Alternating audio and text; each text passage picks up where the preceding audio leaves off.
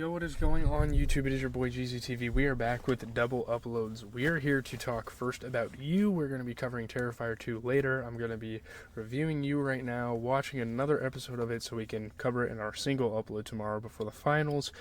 And then, yeah, again, Terrifier 2 is a movie I watched yesterday, so you're going to be getting a edited review on the channel.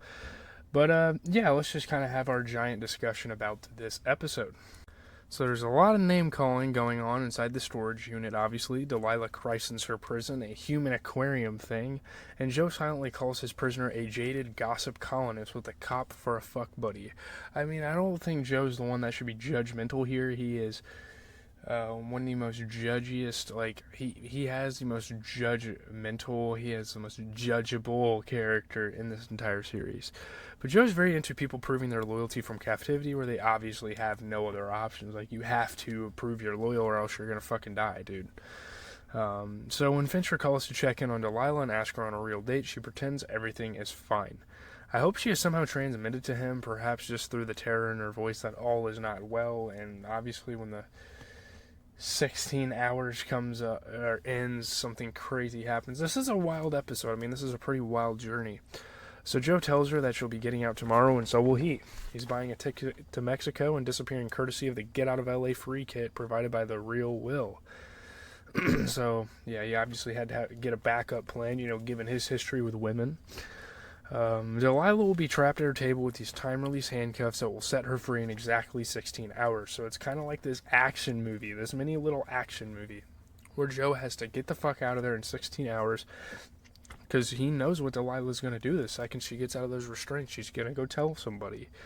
Joe has decided not to build in any buffer time because he's a messy bitch who loves drama. So he even leaves the door open and her phone on a nearby chair. It's like, yeah, you want her to get out right away, and you want her to tell everybody about Will and who he is, because he's going to be the fuck out of there by then.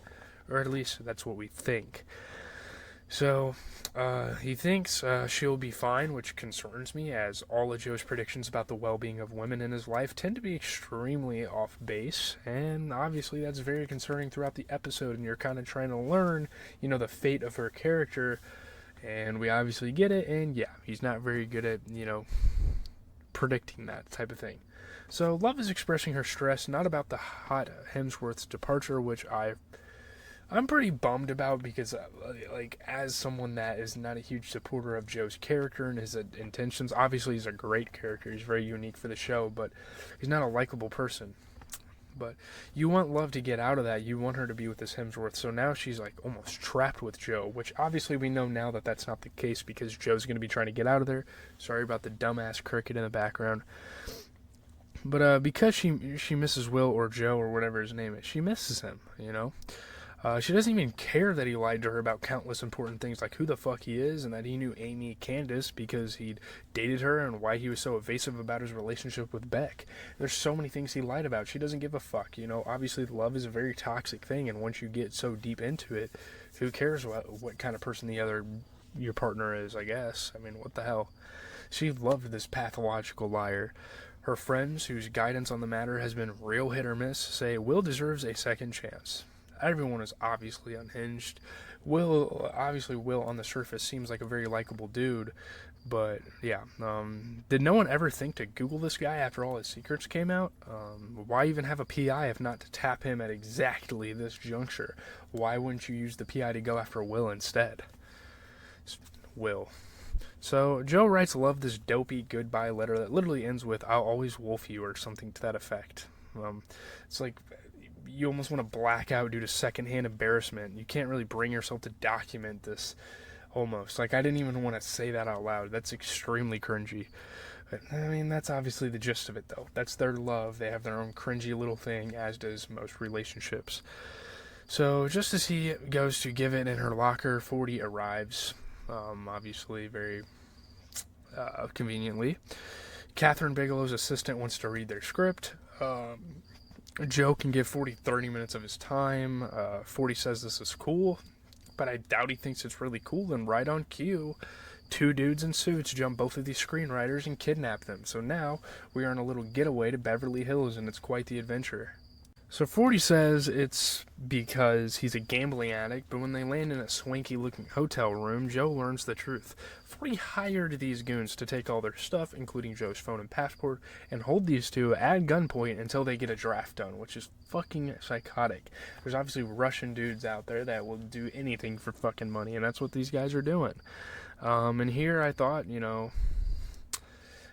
Joe was fucking crazy for a damn second, but what the hell, man? I mean, this is... Yeah, the best part of all this is when 40 tells Joe to stop fighting the process because this method is tried and tested. I heard this is how Toni Morrison does this, so wow, that means we can do the same shit, I guess.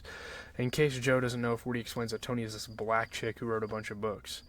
Joe's like, there's no way Toni gets kidnapped by Dimitri in order to do her work, and 40 recalibrates, oh, I meant she wrote in a hotel. Oh, okay, so all we had to do was get away in a fucking hotel, but instead, no, you had me kidnapped, you fucking psychopath. But also in residence, Ellie, the writer's assistant who is free to come and go, she's fine, she can do whatever the hell she wants. Joe, obviously in the inconvenience of his situation, of course the show has to do something like this. And probably her presence is the one thing that is saving 40's life, to be honest, because Joe doesn't seem to be really doing much there. So, the other best part of this lock-in is that the U writers get to address some valid, I'm biased, but you all agree with me, right? Critiques of Season 1 by having 40 and Joe rip apart their first draft of Beck's story. Ellie, not wrong, it's predictable and the female perspective is sorely lacking.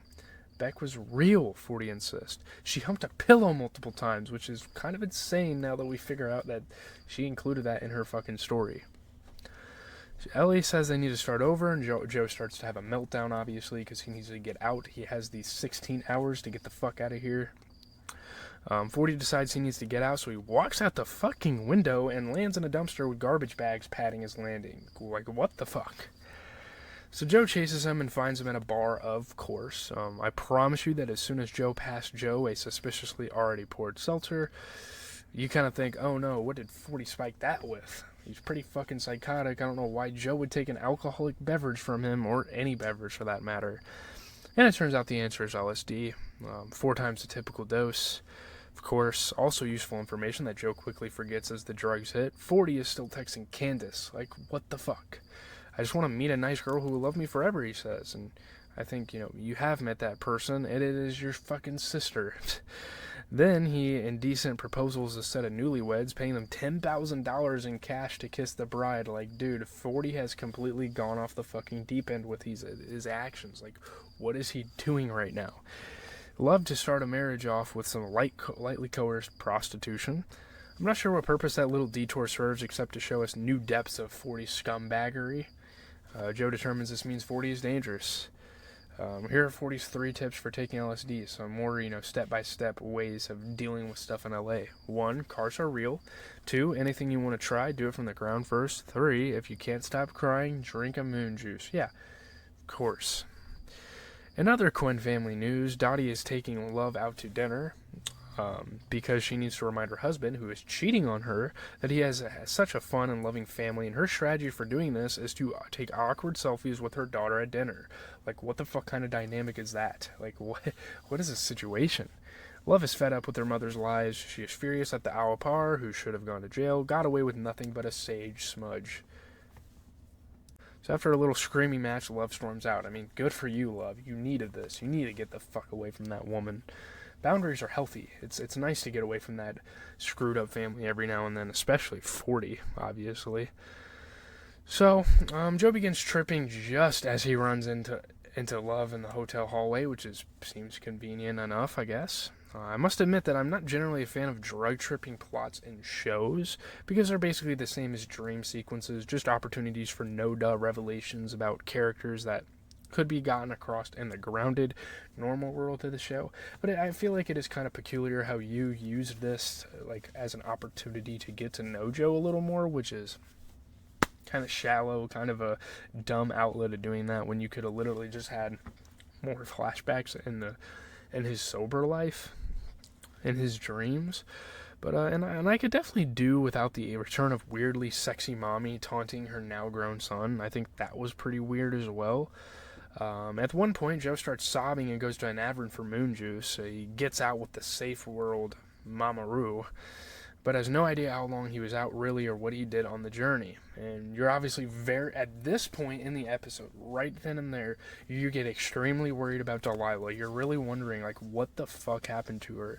You know something bad happened to her, because there's no way this guy was tripping, and as creepy and as sinister as he is, there's no way he was tripping off drugs and he just didn't go out there and kill her, or hurt her at least. But Joe keeps hallucinating blood on his hands, but then it goes away. He FaceTimes with Love, and they decide to run away together because they've never wolfed anybody like this before. And sure, 40 can come. That'll work out great for everyone. Let's just bring the psychotic sibling along. Let's just keep on doing it, So back in the room, Joe has come upon 40 having solved the entire mystery, a whole mystery of the script. So the mystery of Joe's real life. And if he finds out that Joe is this tightly knit to Guinevere Beck, there's going to be some fucking problems. Beck died in a crime of passion, and Dr. Nikki didn't love her. Her ex-boyfriend did, though. Joe reaches for a chunk of broken glass with it. He has no choice but to slit 40's throat, and it's kind of a funny type of tension that this episode goes with, this show goes with. Because he's sitting there, like, waiting, and then 40's like, well, I did the same shit. But then 40 confesses how he knows that's what happened. He did the same thing, obviously. The hour par started dating someone age-appropriate, Red, not a minor in her care, and 40 was crushed. In a fit of rage, he blacked out and murdered the Power. So now we really get to fucking know this character. Now we know that, okay, he's a psychopath. He has issues. His parents have been covering it up this whole fucking time. Yes, finally, you is committed to be full batshit. I'm here for it. Be the crazy you want to see in your Netflix menu. I mean, that's what this show really needed. They really needed a storyline like this. They really needed someone else to match the crazy, to match the energy that Joe had. And I really like that they did that. But Joe tells 40 this version of the movie is actually good, and they curl up in each other's laps. Everyone is in love, love is in the air, people are getting back together, reconciliations are happening, and it seems alright. Everything is great, except for, obviously, the cliffhanger, what we're left off with on the episode, when he gets to the human aquarium thingy and sees Delilah dead in a pool of her blood. And there's obviously, a couple of options, there's a couple of, different fates she could have met in this process, and excuse me. This is why I'm so excited to get into the next episode of You, because we're going to figure out one of two things. Either Joe, in a fit of absolute euphoria, doing what he likes to do, which is killing people, which is something he doesn't want to accept, he went out there on a drug trip and killed her. Or two, Delilah had enough of this, doesn't want to deal with the aftermath of it, and just killed herself, out of straight fear. 3, I don't really know if there's a third option. There could be something crazy interwoven, you never know, but I'm reviewing the next episode tomorrow, so don't you guys worry. I'm not going to hold you guys too long on that storyline. Again, we're getting a lot of uploads out in between the finals games, because we're kind of in the swing of things, but it's kind of going to be the content off season once the finals are over. But, yeah, leave a like, comment, subscribe. Your boy GZTV, as always, giving you guys TV reviews. I think after we're done with You, which we still have a pretty long way to go, we're going to be getting into Game of Thrones, which I'm actually really interested in. There's a couple of shows I could get into, but I'm definitely going to try out Game of Thrones. So, on that note, hopefully you guys have a good rest of your day. I'm just going to throw these clips together real quick, and then bada bing.